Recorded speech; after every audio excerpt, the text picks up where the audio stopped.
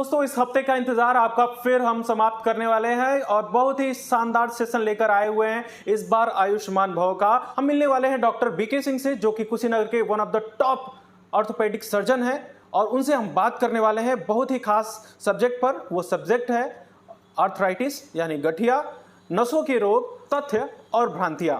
Sir बहुत बहुत स्वागत है। Thank you so much. Sir बहुत दिन से इंतजार था, लोगों की बहुत दिन से डिमांड थी कि डॉक्टर बीके सिंह का आप सेशन एक बार लेकर आए, ताकि सवाल भी काफ़ी ज़्यादा लोगों ने पूछे हैं। ये तो बहुत अच्छी बात है। अब बेसिक एम जो है हमारा यही है कि लोगों को अवेयर करें, जिससे कि वो स्वास्थ्य के प्रति जो है ज़्यादा कॉन्शियस रहें और ये बीमारियां कम हों। सर आज आर्थराइटिस का जो टॉपिक है हमने चुना है और नसों के जो रोग हैं उसमें तथ्य जो हैं और भ्रांतियां हैं उसको लेकर आपने सेलेक्ट किया है। उसके पीछे क्या वजह है, सबसे पहले हम ये जानना चाहेंगे। वो इसलिए कि ये एरिया अभी भी बहुत ही पिछड़ा है और यहाँ पे पहले इतना मेडिकल फैसिलिटीज़ नहीं थी। इसकी वजह से अवेयरनेस यहाँ काफ़ी लेट आया और इस लैक ऑफ अवेयरनेस की वजह से बहुत सारी भ्रांतियां जो पहले से जो चली आ रही थी, ट्रेडिशनल इलाज और भी बाकी पैथीज़ के इलाजों को लोग मिक्स कर दे रहे हैं और ट्रीटमेंट को लेके जो है उनकी हमेशा ये संशय बनी रहती है कि आर्थराइटिस और ये नसें जो हैं ये इनक्यूरेबल हैं, मतलब इनका कोई इलाज है ही नहीं। तो इस चक्कर में वो तमाम जादू टोना झाड़ फूक के चक्कर में रहते हैं। इसी वजह से हमने ये टॉपिक चुना कि जिससे लोगों को अवेयर कर सके, ज़्यादा से ज़्यादा लोग इस बात को समझें कि हकीकत क्या है। सर अब सीधे जो है टॉपिक पर आते हैं। आर्थराइटिस पर हम बात करेंगे, आमतौर पर गठिया के रूप से जाना जाता है। तो आर्थराइटिस बेसिकली है क्या, कौन सी कंडीशन है ये? एक्चुअली जो शरीर के अंदर जो है जो जोड़ होते हैं, जोड़ों के अंदर जो प्रॉपर जो बीमारी होती है उसकी वजह से जो दर्द आता है उसको हम जो है आर्थराइटिस लेबल करते हैं या हिंदी में उसको गठिया कहते हैं। लेकिन जोड़ों के अराउंड जो है वो सारी चीज़ें गठिया नहीं होती हैं, उसके और भी कई कारण होते हैं।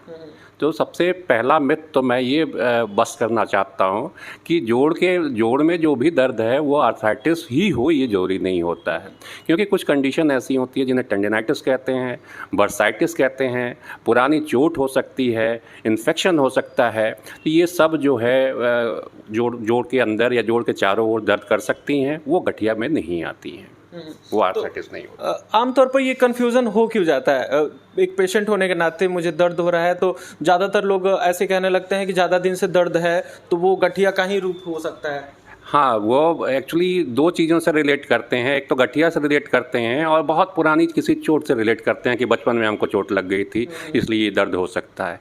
लेकिन साथ में वो उसके और भी जो कारण होते हैं, जैसे जो टेंडन होता है, मांसपेशियों का हिस्सा होता है, कभी कभी जो है वो उसमें सूजन आ जाती है तो पेन हो जाता है। वो जोड़ के बाहर होता है लेकिन दर्द उसी के अंदर लगता है कि ये जोड़ के अंदर से ही हो रहा है। वो बहुत सिंपल चीज़ होती है, तो उसमें घबराने की जरूरत नहीं होती। ऐसे ही एक झिल्ली होती है जोड़ के चारों ओर, जिसे बरसा कहते हैं, उसमें सूजन हो जाती है तो वो भी लगता है कि हमें गठिया हो गई है। वो ज्वाइंट के अंदर ही पेन होता है, वो भी बहुत सिंपल सी चीज़ होती है, आराम से ठीक हो जाती है। वो गठिया से जोड़ के लोग घबरा के किसी क्वैक के पास चले जाते हैं, वो बीमारी और बढ़ जाती है उससे। इसलिए जोड़ के पास और जोड़ के अंदर कोई भी यदि दर्द हो रहा है तो ये जरूरी नहीं है कि गठिया है, तो उसकी जांच जरूरी है। अच्छा, जोड़ के दर्द की बात हो रही है, जैसे आपने क्लियरली बताया कि जोड़ में दर्द हो रहा है तो जरूरी नहीं कि वो गठिया ही हो यानी आर्थराइटिस हो। आमतौर पर क्या होता है कि जब जोड़ में दर्द होता है तो पुराना थेरेपी लोग यूज़ करना शुरू कर देते हैं, खींच देते हैं और अपना ज़बरदस्ती का ट्रीटमेंट करने लगते हैं। तो वो कौन सा सिचुएशन है कि जब इस तरह के ट्रीटमेंट कारगर हैं और अगर इस तरीके की दिक्कत महसूस हो तो कैसे हम जान सकते हैं कि हमको आर्थराइटिस है या गठिया है? हाँ, अब इसी से संबंधित दूसरा मिथ भी है कि ये लोग ये सोचते हैं कि जोड़ के अंदर दर्द हुआ तो हम अपना लोकल ट्रीटमेंट करें, घरेलू ट्रीटमेंट कर लें और ये अपने आप ठीक हो जाएगा। लोग टाइम पास करते हैं कि हो सकता है कि समय के साथ ये अपने आप ख़त्म हो जाए और ये वो कुछ और हो।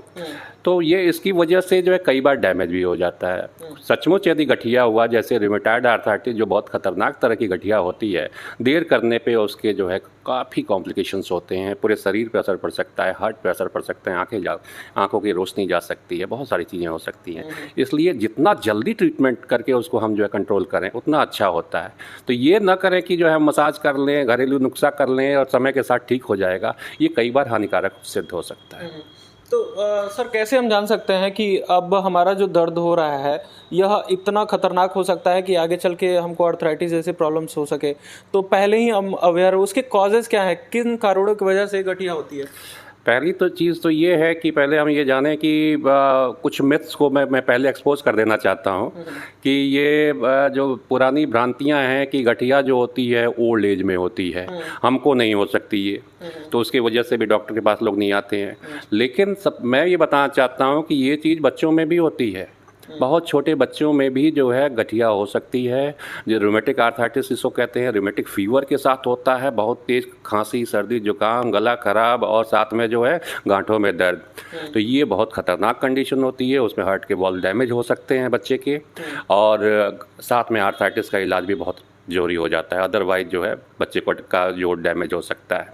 तो ये डिले नहीं करना चाहिए। उसमें यदि इस तरह के लक्षण आते हैं कि बच्चों में या यंग एडल्ट्स में जोड़ों में दर्द आ रहा है तो डॉक्टर से कंसल्ट कीजिए। सिंपल टेस्ट होते हैं, 2-3 स्क्रीनिंग टेस्ट होती है, उससे जो है आपको पता चल जाएगा कि आपको गठिया है कि नहीं है। कोई बहुत मेजर टेस्ट उसमें होने नहीं होते हैं शुरू में, स्क्रीनिंग टेस्ट कराइए, उससे आपको मालूम हो जाएगा। यूजुअली जो लंबे समय तक ट्रीटमेंट वाली बीमारी होते हैं, एक लोगों के मन में मिथ भी रहता है कि इसकी टेस्टिंग काफ़ी ज़्यादा कॉस्टिंग रहेगा, बहुत ही ज़्यादा महंगा पड़ जाएगा। इस वजह से ये भी एक रीज़न बनता है आप अपने हाँ नहीं, ये एक बहुत बड़ा रीज़न है। कॉस्ट जो है वो एक बहुत बड़ा रीज़न है, लेकिन इसकी स्क्रीनिंग बहुत लो कॉस्ट की है। 3-4 टेस्ट होते हैं, कंप्लीट ब्लड काउंट होता है, आरए फैक्टर, रूमेटॉइड आर्थराइटिस के लिए आरए फैक्टर टेस्ट होता है, यूरिक एसिड गाउट के लिए टेस्ट होता है, और एक आध कभी कभी एएसओ टाइटर वगैरह करा लेते हैं। 3-4 टेस्ट में पूरी स्क्रीनिंग हो जाती है। जो खतरनाक तरह की जो आर्थराइटिस होती है हम जान जाते हैं कि है कि नहीं है। हाँ, तो ये इंपॉर्टेंट हो जाता है। कई बार ये जो है फीवर के साथ ही जोड़ों का दर्द आता है तो हम केवल फीवर का ट्रीटमेंट करके अलग हो जाते हैं कि ठीक है तो अपने आप ठीक हो जाएगा, वो डेंजरस हो सकता है। तो ये एक सबसे बड़ी मिथ ये है कि एज हमने बताया, बच्चों में भी हो सकती है, किसी एज में हो सकती है ये। और इसके साथ दूसरा जो मिथ हमने बताया कि ये है कि थोड़ा हम टाइम पास कर लें, ये अपने आप ठीक हो जाएगा, अपना मसाज हीट वीट कर ले, लगा दें, सिकाई कर दें, ये अपने आप ठीक हो जाएगा, वो खतरनाक हो सकता है। तीसरी मिथ के बारे में मैं ये कहना चाहूँगा कि अभी एक क्वेश्चन भी आया था इसके रिगार्डिंग कि लोग कहते हैं कि ठंडे में, बारिश के समय में ये जोड़ों का दर्द अपने आप हो जाता है, जो जब ये जाएगा, ख़त्म होगा तो ठंडा जो ही जाएगा हम ठीक हो जाएंगे, या बारिश जो ही ख़त्म होगी हम ठीक हो जाएंगे। केवल ह्यूमिडिटी और मॉइस्चर से रिलेट कर देते हैं लोग। ये भी एक बहुत बड़ा मिथ है। ये इसका जो है ठंडे से कोई रिलेशन नहीं है, ठंडे खाने से कोई रिलेशन नहीं है ना, ना ही बरसात से, ह्यूमिडिटी से कोई रिलेशन है। और इसी मिथ में क्वेश्चन आया है हमारे सामने कि ये दही खाने से और मछली खाने से। ये तो डॉक्टर संदीप जी ने पूछा है ये सवाल। ये और बहुत ही स्पेशली क्योंकि ये आमतौर पर देखने को मिलता है कि लोग अवॉइड करते हैं कि दही नहीं खाना है, आपको कद्दू की सब्जी नहीं खानी है, इस तरीके की बहुत सारी चीज़ें हैं। तो दही और मछली तो बहुत कॉमन है, वो हमसे हर पेशेंट पूछता है कि दही मछली नहीं खाना है ना। अब मैं कहता हूँ कि तुम खा सकते हो, तो वो मुझे शक की दृष्टि से भी देखता है कि इनकी नॉलेज कैसी है। तो इसके पीछे कारण है, ये मिथ बहुत डीप है, बहुत डीप है। और मैं ये बता देना चाहता हूँ शुरू में कि आर्थराइटिस जो है 100 से ऊपर टाइप की होती है। अब तक 100 से ऊपर टाइप की आर्थराइटिस हमको पता है। उसमें जो सबसे कॉमन आर्थराइटिस है वो दैट इज ऑस्टियो आर्थराइटिस, जो 50 साल के बाद यूजली जो है ये होती है। जोड़ जिसमें घिसना शुरू हो जाते हैं और तो टेढ़े मेढ़े होना शुरू हो जाते हैं, कार्टिलेज डैमेज हो जाता है। तो ऐसी आर्थराइटिस में दही का, मछली का कोई रोल नहीं है। वो दही मछली लोग ये कहते हैं, इसलिए कहते हैं कि वो कहते हैं कि इसकी तासीर ठंडी होती है। तासीर मतलब उसकी प्रवृत्ति, inner quality, inherent quality, nature जो होता है वो ठंडी होती है, इसलिए वो जोड़ों का दर्द बढ़ा देगी। ऐसा कुछ भी नहीं है ऑस्टियोआर्थराइटिस में। ऑस्टियोआर्थराइटिस में चूँकि 50+ के लोगों में होती है, आजकल 40 साल के ऊपर भी लोगों को हो जा रही है। तो इसमें हमें क्या करना है कि दही, दूध से बनी चीज़ें आपको पता है, डेयरी प्रोडक्ट्स में जितने भी चीज़ है, योगर्ट है, कर्ड है, सब है, इसमें कैल्शियम, विटामिन डी बहुत होता है और प्रोटीन भी बहुत ज़्यादा होती है। तो इस एज में सबसे ज़्यादा जरूरी यही तीनों चीज़ें होती हैं। तो हमें ऑस्टियोआर्थराइटिस से छुटकारा पाना है तो हमें पहली चीज़ तो ये बोन्स को स्ट्रांग बनाना पड़ेगा कि और डैमेज ना हो। तो इसमें हम तो प्रमोट करते हैं ऑस्टियोआर्थराइटिस में कि आप लीजिए इसको, डेयरी प्रोडक्ट्स को खूब लीजिए, कोई प्रॉब्लम नहीं है। हाँ, उन लोगों को सावधानी रखनी चाहिए जो डेयरी प्रोडक्ट से एलर्जिक हैं, जिनको लैक्टोज इंटॉलरेंस है। ठीक है, दूध खाते ही बहुत सारे लोगों को जो है बेल्चिंग, पेट फूलना शुरू हो जाता है, उल्टी शुरू हो जाती है, लैक्टोज इंटॉलरेंस कहते हैं इसको। उन लोगों को बिल्कुल नहीं लेना चाहिए। वो तो डिफरेंट सेगमेंट का एक तरह से हो गया, लेकिन यहाँ पर जो ये एक मिथ है, ये एक मिथ है कि ये ऑस्टियोआर्थराइटिस में आप बिल्कुल ले सकते हैं। इससे जो है कोई भी बॉडी में जो है सूजन नहीं होती, दर्द नहीं बढ़ता है और कोई प्रॉब्लम नहीं होती। रही बात रूमेटॉइड आर्थराइटिस, जो और खतरनाक तरह की आर्थराइटिस होती है, इनफैक्ट सबसे खतरनाक तरह की आर्थराइटिस रूमेटॉइड ही होती है, जिसमें सब पूरा अंग ही टेढ़ा ओढ़ा हो जाता है और हार्ट की प्रॉब्लम हो जाती है। तो रूमेटॉइड आर्थराइटिस में भी, जिसमें काफ़ी सूजन होती है जोड़ों में, ये डेयरी प्रोडक्ट्स मना नहीं है। ये क्योंकि आर्थराइटिस का मेन जो वो होता है ट्रीटमेंट होता है, that is balance nutritious diet and proper weight control. ये आर्थराइटिस का मेन स्टे वो है ट्रीटमेंट का।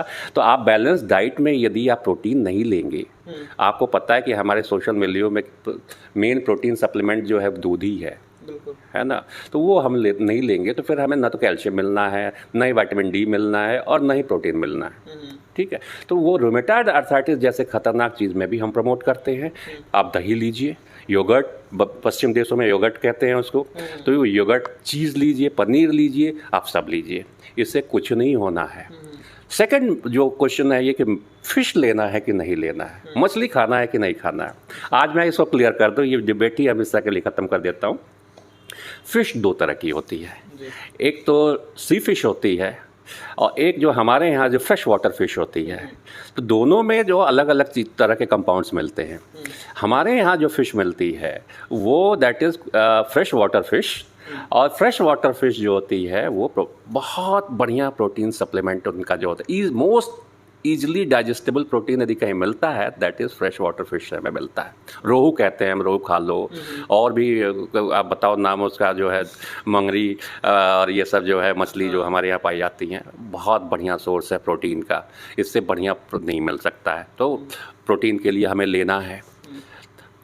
तासीर के बाद में ये इसलिए कहा जाता है कि जो है वो ठंडे मसाले में उसमें बनाया जाता है, इसलिए केवल ठंडा मसाला यूज़ करते हैं, इसलिए हम प्रोटीन न लें, ये कोई उसको जस्टिफाई नहीं करता है। अच्छा, यूजुअली मुझे लगता है कि सेकंड फिश जो सी फिश होती है, इनफैक्ट प्रमोट करते हैं कि आप जो है मस्ट है ये आपकी डाइट में सी फिश। जैसे इधर तो नहीं मिलता है, लेकिन बाकी जगहों पे जो है सैल्मन हो गया, ट्यूना हो गया, मैकरल हो गया, ये ऑयली फिश होती है और they are very strong source of omega 3 fatty acid। omega 3 fatty acid नाम का कंपाउंड जो एंटीऑक्सीडेंट होता है, जो हमारे हमको जो है गठिया से बचाता है, आर्थराइटिस से बचाता है, वो इनमें भर के होता है। तो ऑयली फिश आपको लेना ही लेना है। तो फिश का जो है ये डिबेट यही खत्म होता है कि फिश लेना है कि लेना, फिश तो लेना है भाई, हाँ फिश लेना है। केवल प्रोटीन मिलेगा, हमारे फ्रेश वाटर से प्रोटीन तो मिलेगा कम से कम, और ऑयली फिश लेंगे तो वो हमें फ़ायदा करेगा। यूजुअली क्या होता है कि जब पेन होता है तो एक रीज़न बनता है पेन का, यूरिक एसिड का बढ़ जाना, उसमें प्रोटीन बना होता है, तो कहीं इस वजह से भी ये मिथ डेवलप हो गया होगा। बिल्कुल ये सोर्स है कि हाई प्रोटीन की वजह से जो है फिश लोग जो है मना करते होंगे, लेकिन वो एक जनरल आर्थराइटिस में कंसेप्ट बन गया कि जितने गांठों के दर्द आर्थराइटिस है सब में जो है प्रोटीन डाइट फिश नहीं लेना है। ये इसका कोई एविडेंस नहीं है, इरेशनल, मेरे हिसाब से इरेशनल। अच्छा, कुछ लोगों के सवाल हम लेंगे, लेकिन उससे पहले हम ये थोड़ा क्लियर समझना चाहते हैं। जैसे आर्थराइटिस, जैसा आर्थराइटिस टॉपिक है, आर्थराइटिस कितना खतरनाक है, जिसको जैसे कि ट्रीटमेंट की बात हो रही है या फिर डायग्नोसिस की बात हो रही है कि महंगा या सस्ता, एक अलग डिबेट हो सकता है, लेकिन अगर बहुत ही खतरनाक अगर बीमारी है तो वो टेस्टिंग भी बहुत महंगा नहीं है, उस हिसाब से अगर सही अर्ली स्टेज में उस पर कंट्रोल कराया जा सके।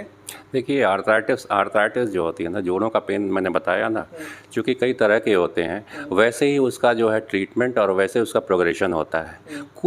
कुछ आर्थराइटिस होती हैं जो ऑटो इम्यून होती हैं। मतलब ऑटो इम्यून का मतलब ये होता है कि हमारी बॉडी में ही हमारे ही शरीर के खिलाफ एंटीबॉडीज़ बन रही हैं और डैमेज करती रहती हैं। वो बनती रहेंगी, बस हम उसको कंट्रोल कर सकते हैं। उसको ऑटो इम्यून आर्थराइटिस कहते हैं। जैसे रिमेटॉइड आर्थराइटिस मैंने आपको बताया, that is auto immune arthritis. उसमें हम बस उस डिजीज़ को कंट्रोल कर सकते हैं, आपके सिम्टम्स को कंट्रोल कर सकते हैं, आपको पेन में फ़ायदा पहुंचा सकते हैं, लेकिन हम उसको, चूँकि हमारी बॉडी ही बना रही है, उसमें हमारे जीन्स की वजह से ऐसा हो रहा है, तो उसको हम ख़त्म नहीं कर सकते। तो एक मिथ ये है कि जो सारी की सारी गठिया जो है इनक्यूरेबल होती है, असाध्य होती है, तो ऐसा नहीं है। बहुत सारे जॉइंट पेन ऐसे होते हैं जो बहुत सिंपल तरीके के होते हैं, वो बहुत आसानी से ठीक हो जाते हैं, बशर्ते उनको अर्ली फेज में हम जो है ट्रीट कर लें। जैसे रिएक्टिव आर्थराइटिस की चर्चा हुई थी। रिएक्टिव आर्थराइटिस क्या इन्फेक्शन की वजह से होता है। यदि इन्फेक्शन को हम प्रॉपर टाइम पर डायग्नोज कर दें, अब प्रॉपर जड़ से उसको ख़त्म कर दें इन्फेक्शन को, तो आर्थराइटिस तक की नौबत ही नहीं आएगी।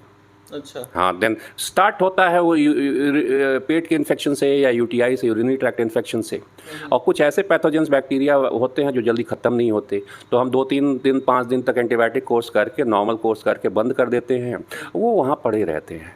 लॉन्ग समय तक जब वो पड़े रहेंगे तो ये रिएक्टिव आर्थराइटिस कर देते हैं। अच्छा, आर्थराइटिस के केस में लापरवाही करना कितना मुसीबत लेकर आ सकता है पेशेंट के लिए, मैं ये समझना चाहूँगा। जैसे कि आप दर्द को समझ लिए कि हाँ दर्द है, मोच है।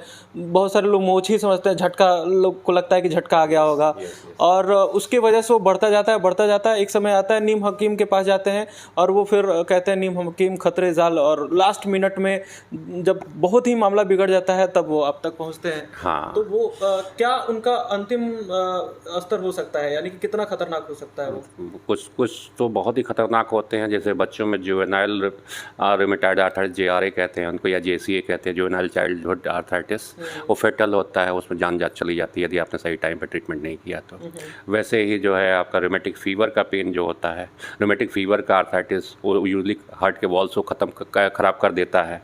लाइक आपको बाद में चल के, जब आप 30-35 साल के होते हैं तो आपको हार्ट का ऑपरेशन कराना पड़ता है, उसमें मौत हो जाती है लोगों की। ये काफ़ी खतरनाक होता है। टाइम पे डायग्राम ने पेंसिलिन के इंजेक्शन नहीं दिए, मौत हो सकती है। तीसरा रूमेटॉइड आर्थराइटिस है, जो पूरी बॉडी का, इनफैक्ट वो केवल हम जोड़ों से लेते हैं, जबकि पूरी बॉडी का डिजीज़ है। उसमें हमें जो है कुछ भी, आपके हार्ट इन्वॉल्व हो जाती है, हमारी मसल्स इन्वॉल्व हो जाती हैं, आई इन्वॉल्व हो जाता है, डायबिटीज़ हो सकती है, साथ में ट्यूबरकुलर इन्फेक्शन से हम ससेप्टेबल हो सकते हैं। तो बहुत ख़तरनाक आर्थराइटिस होती है रूमेटॉइड आर्थराइटिस, और इसमें हाथ पैर टेढ़े हो सकते हैं आपके। लेकिन टाइमली ट्रीटमेंट, और जो ट्रीटमेंट है अभी हमारे साथ, तो उसको हम हॉल्ट कर सकते हैं। हमारे पडरौना शहर के अंदर ही आपको कई ऐसे लोग मिल जाएंगे जिनकी उंगलियां टेढ़ी हो चुकी हैं, लेकिन फर्स्ट क्लास वॉक करते हैं, काम करते हैं, सब कुछ करते हैं।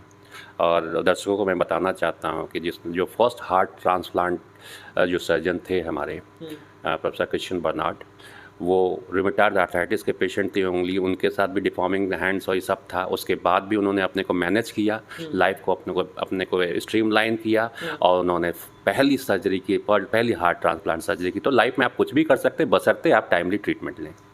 अब कुछ क्वेश्चंस को हम ले लेते हैं। हाँ। कुछ क्वेश्चंस तो इसी टॉपिक से रिलेटेड हैं, कुछ आउट ऑफ टॉपिक हैं, लेकिन हम उनको शामिल करते हैं।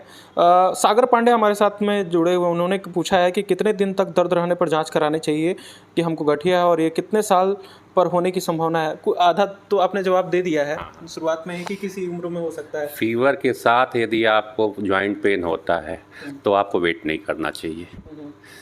जॉइंट पेन यदि आपको इनवेरेबल होता है, बस ऐसा होता है कि आप चल ही नहीं पा रहे हैं, तो आपको वेट नहीं करना चाहिए। और किसी कॉम्प्लिकेशन है आपके साथ, बॉडी में डायबिटीज़ मेलाइटस है या हाइपरटेंशन है, और साथ में आपको आर्थराइटिस हो गई, सांस फूल रहा है, तो आपको वेट नहीं करना चाहिए, क्योंकि ये जो है प्रॉब्लम हो सकती है। रात को सोते में आपको जो है जोड़ों का दर्द शुरू हो गया, तो वो भी बहुत ख़तरनाक चीज़ होती है, आपको तुरंत डॉक्टर से मिलना चाहिए। सौरभ कूल मिश्रा ने कमेंट में सवाल पूछा है, डॉक्टर सर हमारे राइट हैंड में बॉलिंग करने के कारण हाथ में दर्द हो रहा है। वो दर्द हाथ से लेकर पूरे कंधे तक है। यह दर्द नसों का है क्योंकि बहुत ज़्यादा चुभ रहा है, और जब भी बॉलिंग कर रहा हूँ तुरंत दर्द स्टार्ट हो जा रहा है। फिर पेन किलर या जेल लगाता हूँ तो ठीक हो जाता है। प्लीज़ इसके बारे में बताइए। हाँ, तो ये सबसे कॉमन कारण है इसमें। इन्होंने बहुत स्पेसिफिक इन्होंने नहीं पूछा है, कंधे में है कि हैंड में। हैंड मतलब हम यूजली पूरे हाथ को ही ले लेते हैं, ऊपर से अपर लिम्ब को ही ले लेते हैं। यूजली बॉलिंग करते वक्त जो सबसे कॉमन जो पेन होता है कंधे में होता है, शोल्डर इंजरी सबसे कॉमन होती है। उसमें सुप्रा स्पाइनेटस टेंडनाइटिस नाम की एक प्रॉब्लम होती है, जिसमें टेंडन में सूजन हो जाती है। और ये इसको हम बड़े आराम से ट्रीट कर सकते हैं। और यदि बहुत पुराना है तो फिर हमें उसका जो है देखना होगा कि उसमें कोई टीयर तो नहीं हो गया है, रोटेटर कफ टीयर या सुप्रास्पाइनल टेंडन में कोई टीयर तो नहीं। इसके लिए हमें एमआरआई के लिए जाना होगा।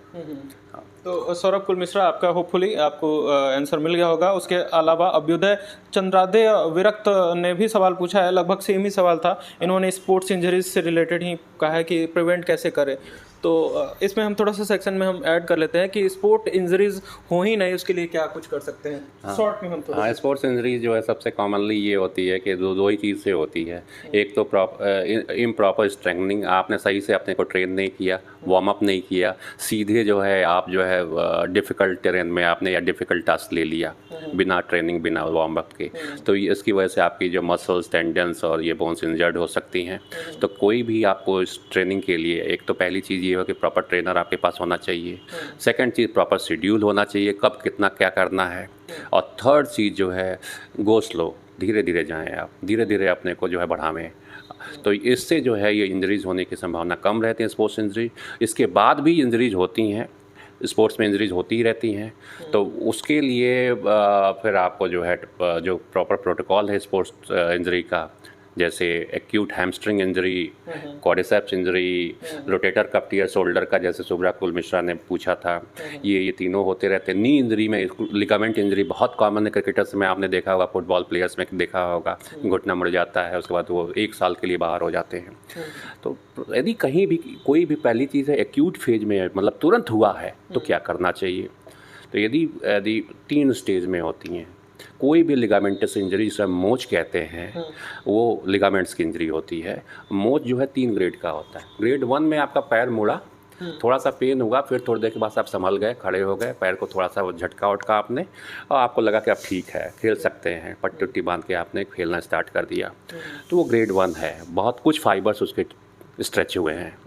लेकिन ग्रेड 2 में क्या होता है कि कुछ फाइबर्स स्ट्रेच होकर टूट जाते हैं, पूरा लिगामेंट नहीं टूटा है, कुछ फाइबर्स टूट गए हैं। आप कर तो ले रहे हैं लेकिन आपको बहुत पेन हो रहा है करने में, चलने में या बॉलिंग करने में या इसमें, तो वो आप समझ लीजिए ग्रेड 2 है। और ग्रेड 3 में आप सस्टेन नहीं कर सकते, आप कोई भी स्पोर्ट्स का एक्शन कर ही नहीं सकते, खड़े नहीं, एंकल में है, नी में है, तो आप खड़े ही नहीं हो सकते, आपको जो है स्ट्रेचर पे जाना होगा। ऐसे ही कंधे में हो गया तो आपको जो है स्ट्रैप करके पकड़ के जाना होगा, आपको स्पोर्ट्स छोड़नी पड़ेगी कुछ समय के लिए। फर्स्ट हैंड जो है आप आइस अप्लाई कीजिए, ठीक है ना, आइस क्यूब्स ले लीजिए, टॉवल में लपेट के, डायरेक्ट स्किन पे आइस नहीं रखना है, टॉवल में लपेट के आइस को जो है 20 मिनट तक जो है उसको जो है वो आइस फर्मेंटेशन कीजिए। और हर 2-2 घंटे पे 20-20 मिनट का आइस फर्मेंटेशन करते रहिए अप टू 48 आवर्स, जिससे कि आपका पेन और इन्फ्लेमेशन स्वेलिंग कम हो जाए। और रेस्ट कीजिए, उसको बांध दीजिए, मोबिलाइज कर दीजिए कि हिले नहीं वो। अच्छा, एक समय आप कह रहे हैं कि रेस्ट कीजिए, उसको मोबिलाइज होने से रोकना है। और दूसरी तरफ वहीं पे जब स्पोर्ट्स इंजरी आती है तो वहीं पे जो कोचेज़ होते हैं या फिर कोई लोग होते हैं उसको झटका देकर सही करने की कोशिश करते हैं, तो वो क्या वो मिथ है या फिर हाँ, वो पैसिव स्ट्रेचिंग करके जो है, पैसिव स्ट्रेचिंग करने के बाद से यदि पेनफुल हुआ तो तुरंत स्ट्रैप भी कर देते हैं वो लोग, वहाँ बांध देते हैं। और उसकी स्ट्रैपिंग के बाद से एक एनाल्जेसिक इंजेक्शन वगैरह दे के उन लोग को ज़बरदस्ती पुश करते हैं कि चलो ये सेशन कर लो तुम। लेकिन वो ऐसा करना नहीं चाहिए। यदि लॉन्ग टर्म आप सोचते हैं तो आपको देन एंड देयर ये सब जो है primary treatment, primary first aid लेके, और you should go for MRI, आप एमआरआई कराएं, क्योंकि ये लिगामेंट्स और टेंडन इंजरी केवल एमआरआई पे ही दिखती है। यदि पैसा नहीं है आपके पास तो आप वेट कीजिए 3 दिन तक, हो सकता है पेन आपका ऐसे ही सबसाइड कर जाए। 3 दिन के बाद भी पेन परसिस्ट कर रहा है, एमआरआई करिए, देखिए कंप्लीट टीयर तो नहीं है, कंप्लीट टूट तो नहीं गया है। यदि कंप्लीट टूट गया है और आप जो है हाई प्रोफाइल स्पोर्ट्स पर्सन हैं तो आपको फिर सर्जरी की जरूरत पड़ेगी। अच्छा, ये एक थोड़ा सा अलग सा क्वेश्चन आया हुआ है, हरी श्रीवास्तव का है। चूँकि नसों का भी हमने एक सेक्शन रखा था, तो इन्होंने पूछा है कि मेरा प्रश्न है कि क्या एसिडिटी भी नसों के दर्द के लिए रिस्पॉन्सिबल हो सकता है? यस, नसों का दर्द जो है नसों वही पहली में तो यही है कि हर चीज़ को हम नस कह देते हैं। तो एक्चुअली उस पे सबसे पहले उसी पे हम लोग बात कर लेते हैं क्योंकि टॉपिक में भी है। नस होता क्या है पहले तो अब ये जान लें। नसें जो हैं बॉडी में 3 तरह की होती हैं। वो पहली नस ये होती है कि जो मांसपेशियां जहाँ पे आके बोन्स पे जुड़ती हैं वो पतला रस्सी की तरह से नीचे आके हो जाते हैं जहाँ बोन पे जुड़ती हैं, उनको टेंडन कहते हैं। टेंडन भी नस होता है जिससे हमारी जॉइंट्स चलती हैं। दूसरी नस ये होती हैं जिसमें हमारा जो है खून का दौरा होता है, आर्टरीज एंड वेन्स। वो नसें होती हैं जिसमें जिसको वैस्कुलर कहते हैं, वेसल्स कहते हैं। हाँ, ब्लड का ट्रांसपोर्टेशन होता है उसमें। तीसरी नसें होती हैं जो बिजली की सप्लाई करती हैं। जैसे घरों में बिजली की सप्लाई के लिए अलग तार होता है, पानी का अलग तार होता है, वैसे ही बॉडी में होता है। हाँ, तो बॉडी में जो इलेक्ट्रिक इम्पल्सेस जो है जिनसे जाती हैं उनको न्यूरॉन्स कहते हैं। और न्यूरॉन्स की वजह से जो है न्यूरॉन्स में किसी डैमेज की वजह से यदि कोई प्रॉब्लम होती है तो उसको वो न्यूरोलॉजिस्ट से हम संपर्क करते हैं। तो नसों में मतलब आप ये पहले ही पता होना चाहिए कि मांसपेशियों में दर्द है या ब्लड वेसल्स की में कहीं प्रॉब्लम है उसकी वजह से दर्द आ रहा है या न्यूरॉन्स में कोई प्रॉब्लम आ रही है उसकी वजह से। सबके अलग अलग लक्षण होते हैं, है ना। तो ये पूरी बॉडी में यदि आपको पेन हो रहा है तो ऑब्वियसली वो मांसपेशियों का दर्द है आपका। और मांसपेशियों का दर्द जो है बहुत लोगों में साइकोलॉजिकल होता है। बहुत आप स्ट्रेस में हैं, आपकी नींद अधूरी रह गई है, आपके ऊपर बहुत ढेर सारा प्रेशर है, तो एक पर्टिकुलर इवेंट से आप जोड़ देते हैं। कुछ लोगों को मैंने देखा है कि जब भी वो हाथ ऊपर करते हो तो उनको डकार आती है। वो एक साइकोलॉजिकल चीज़ हो गई।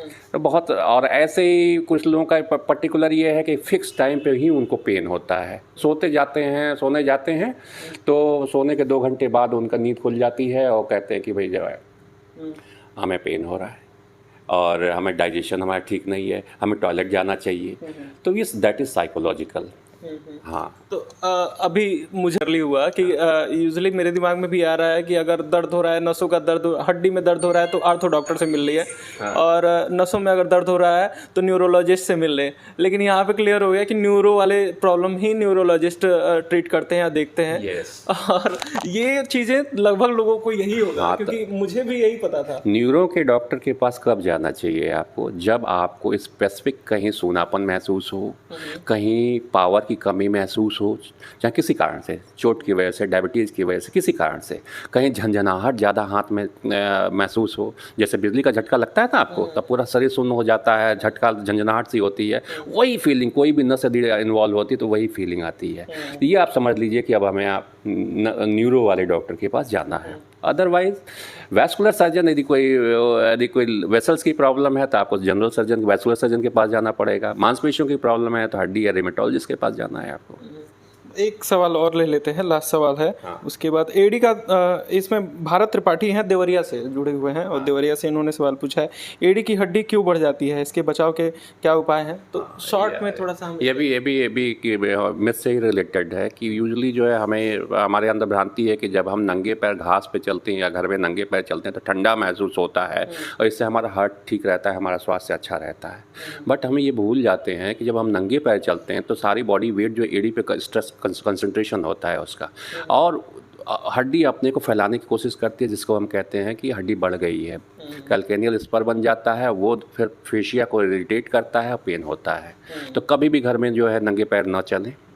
जो फुटवेयर आप यूज़ करें एकदम सॉफ्ट होना चाहिए। दाने वाला चप्पल हम बड़ा फैंसी होता है, लोग अक्सर जो है पेन में उसको यूज़ करना शुरू कर देते हैं एक्यूप्रेशर के सिद्धांत के उस पर, जबकि वो हानिकारक होता है, कभी यूज़ मत कीजिए, वो और बढ़ा सकता है आपके पेन को। आपको करना क्या है, जो फुटवेयर जो चप्पल है घर का वो एकदम सॉफ्ट होना चाहिए, उसमें बिल्कुल खुरदुरापन नहीं होना चाहिए। ऊँची हील वाला प्लेटफॉर्म हील यूज़ कीजिए और नंगे पैर ना चलिए, ज़्यादा देर तक खड़े मत रहिए। जूते में भी यही अप्लाई होता है, जो क्वालिटी है उसका जो है आप चूज़ करके पहन के पहले वॉक करके देख लीजिए कंफर्टेबल है कि नहीं एडी के पास, तभी आप उसको चूज़ कीजिए, फैंसी पे ना जाइए। इसको लेकर तो पूरा एक अलग सेशन करने की ज़रूरत है क्योंकि यूजुअली फुटवेयर वगैरह का सिलेक्शन हम अगर कर रहे हैं तो जो फैंसी दिखता है, जो अच्छा दिखता है हमारे नज़रिए से, उसको हम सिलेक्शन कर लेते हैं। लेकिन आपके अकॉर्डिंगली वो साइंस, मेडिकल साइंस के अनुसार वो गलत है, वो हो सकता है। बिल्कुल। एक स्पेशल रिक्वेस्ट हमारे पास आया है, विजय अग्रवाल जी हैं, पटौना के उद्यमी हैं। इन्होंने अप्रिशिएट किया है आपको, और वो चाहते थे कि इस कमेंट्स को मैं शामिल करूं, क्योंकि उनका एक्सपीरियंस है। उनकी डॉटर का पैर में एंकल का प्रॉब्लम था, जिसमें बिना जिन अब इन्होंने बताया है कि व्हाट्सएप करके एक्सरे भेजा था आपको, जिसके बाद से आपने उनको सजेशंस कुछ दिए थे, जिसके बाद से वो ठीक हो गया। तो उसके लिए आपको बधाई उन्होंने दिया है, अप्रिशिएट किया है। तो उम्मीद है विजय अग्रवाल जी, आपका कमेंट हमने ले लिया है और डॉक्टर सर से हमने आपका अप्रिशिएशन पहुंचा दिया है। Thank you so much Vijay ji.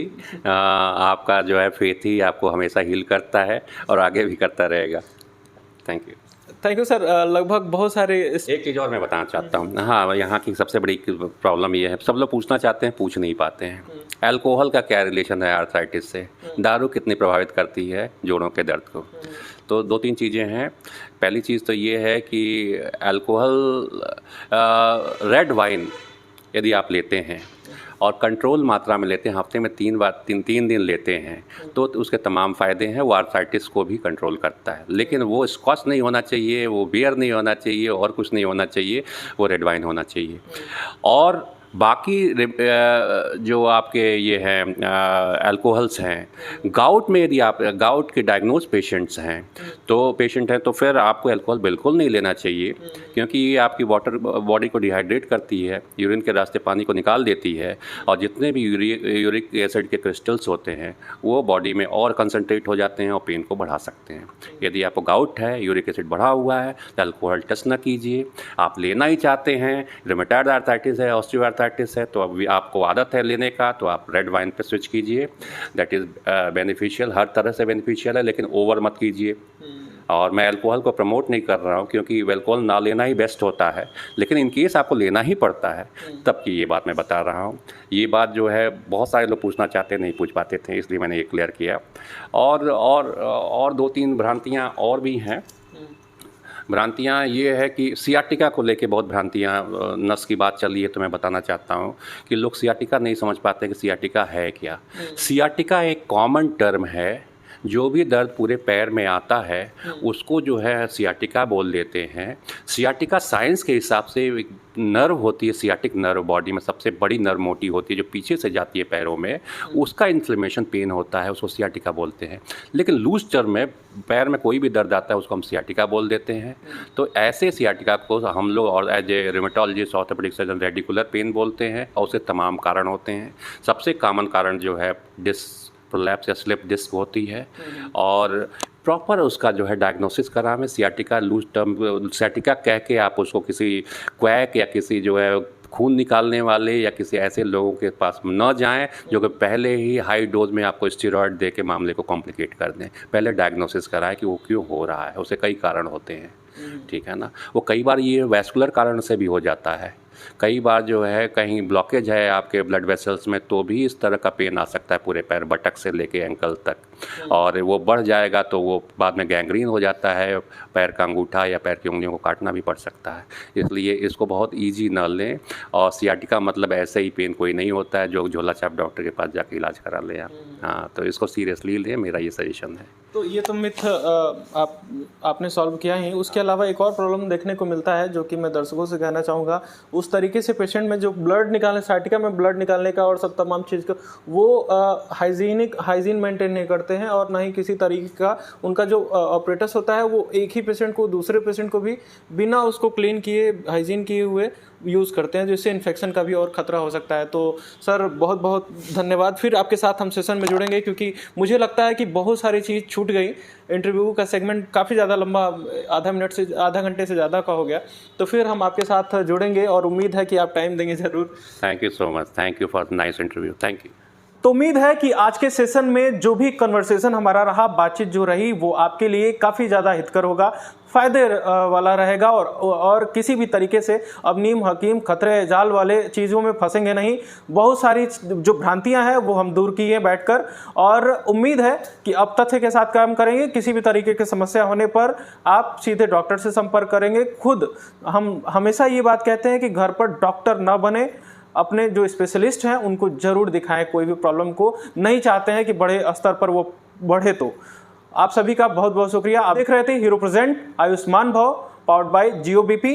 Content partner हमारे थे डिजिटल संवाद, और को स्पॉन्सर्ड है हमारे सिटी मॉल पडरौना। धन्यवाद।